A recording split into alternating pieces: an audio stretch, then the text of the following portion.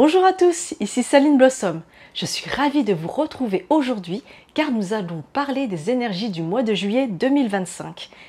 Et ce numéro est particulièrement spécial puisque je le fais depuis le Japon et j'espère vous faire voyager et découvrir de nouvelles choses à travers les images qui vont suivre.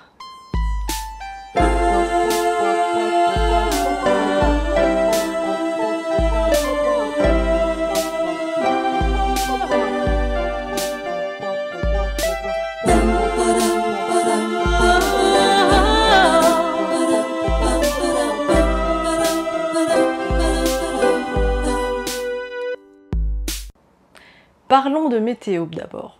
Vous avez remarqué qu'il fait très chaud. Alors au Japon, il fait tout le temps chaud, en été, ça c'est sûr. Mais en France, j'ai vu qu'il y avait la canicule. Alors effectivement, on est dans une période où l'énergie de feu est très intense, surtout au mois de juin. Et puis ça continue sur le mois de juillet. Alors quand je parle de météo avec le temps, c'est vraiment pour faire un parallèle avec la météo énergétique. Parce qu'au mois de juin, on était sur le mois du feu avec le cheval.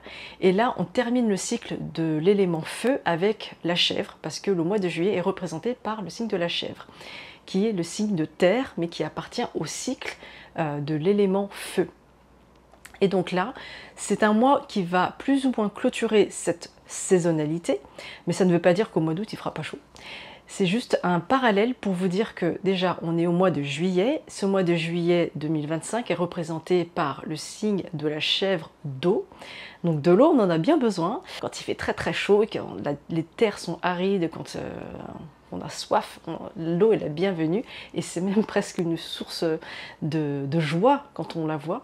Et cette eau, l'eau du mois de juillet, donc, qui est représentée par le signe Kuei, elle représente la pluie. Donc vous l'aurez compris, ce mois de juillet est représenté par Kuei Wei, la terre d'eau. Et l'eau, pour ce mois de juillet, représente l'opportunité, l'occasion, quelque chose de salvateur.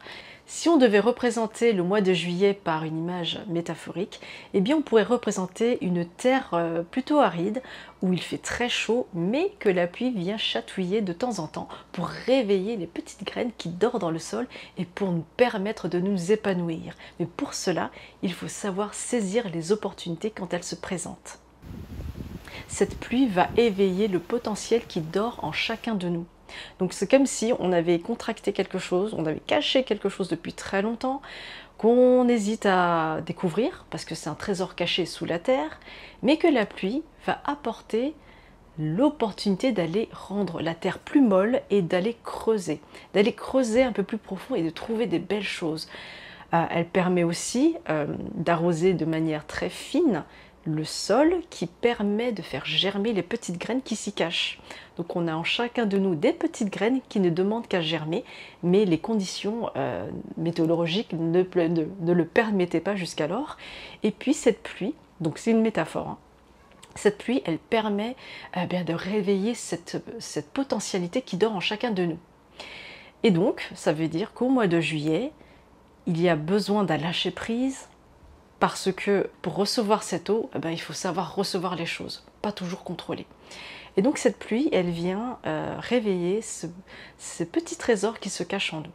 On est dans l'année du serpent de bois, et le serpent, métaphoriquement, c'est aussi cet animal qui mue, il est dans un moment de passage. Donc ce moment de passage et de transition, c'est derrière nous, c'était sur le mois de mai, le mois de juin, et là, sur le mois de juillet, on commence à sortir de cette peau, on commence à s'éveiller et à explorer de nouvelles choses.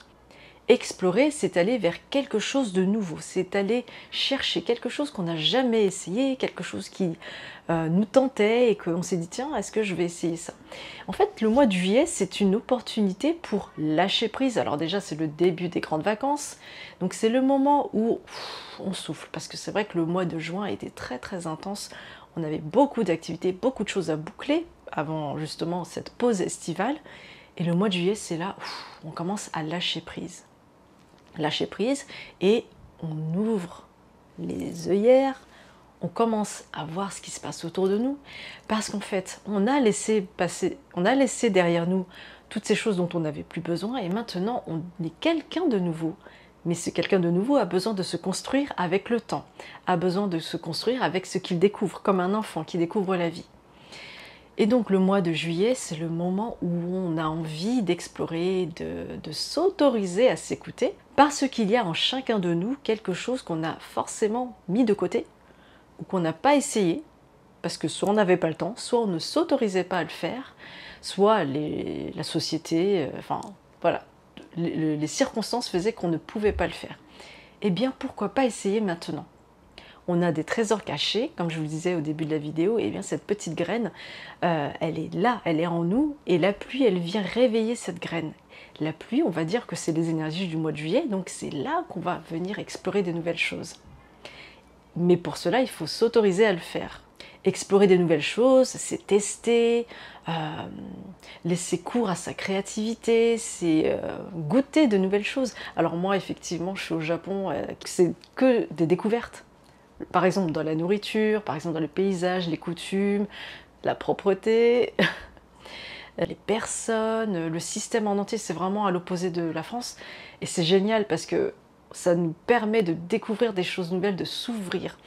Je vous invite à faire la même chose là où vous êtes, de découvrir des choses nouvelles, même si c'est l'endroit où vous êtes, c'est-à-dire ouvrir votre champ de conscience. Par exemple, vous passez toujours devant un parc, vous ne l'avez jamais remarqué, et tout d'un coup, ah, j'avais jamais remarqué ce feuillage, j'avais jamais remarqué cet endroit-là, j'avais jamais remarqué cet aspect de cette chose-là. Ouvrir votre champ intérieur, votre champ de conscience. Vous n'êtes pas obligé de partir loin, de voyager vraiment à l'autre bout du monde, non, vous avez la possibilité de redécouvrir des choses que vous voyez tous les jours, mais dont vous n'aviez pas conscience. Et puis le mois de juillet, c'est la fin du premier cycle de l'année du serpent, la fin du premier semestre, qui, je dirais, est la période calme, la période yin de l'année. Parce que la période yang, elle arrive. Et elle arrive avec son lot de mouvements, son lot de turbulences. Il y a déjà des choses qui ont commencé à se mettre en place au mois de juin, hein, d'un point de vue global, mais ce n'est qu'un aperçu. Parce que la deuxième partie de l'année, elle est beaucoup plus intense, les choses s'accélèrent encore plus, à tel point que si on va comparer le début de l'année et la fin de l'année, on va voir à quel point il y a un gros gap dans la façon dont nous vivons les choses. Déjà, notre notion du temps. Les choses passent très très vite. On a à peine le temps de digérer quelque chose qu'une nouvelle chose arrive. Il y a un flot d'informations qui arrive. Même si on ne bouge pas de chez nous, je ne sais pas si vous l'avez ressenti, mais il y a tout un flot de pensées, tout un flot d'informations qui arrivent, et il y a de quoi, je dirais, se perdre. Donc, pour rester stable, parce que c'est le but hein, quand même, eh bien c'est de, comme un arbre, comme une plante, s'enraciner.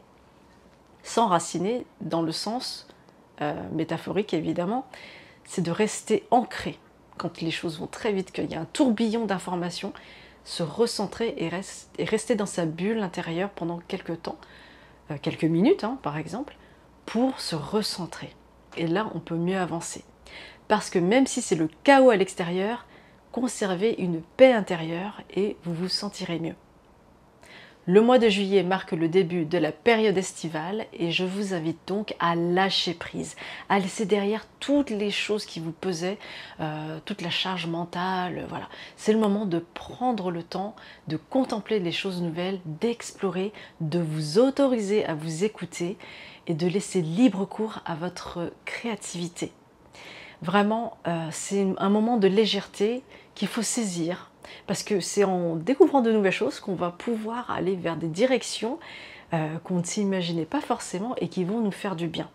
Faites du bien à vous-même et donc aux autres. Malgré le chaos extérieur, faites du bien parce que l'énergie va là où vous mettez votre attention. Si vous voulez mettre de l'attention dans des choses bien, faites-le. C'était Saline en direct du Japon et je vous souhaite d'excellentes vacances. À très bientôt!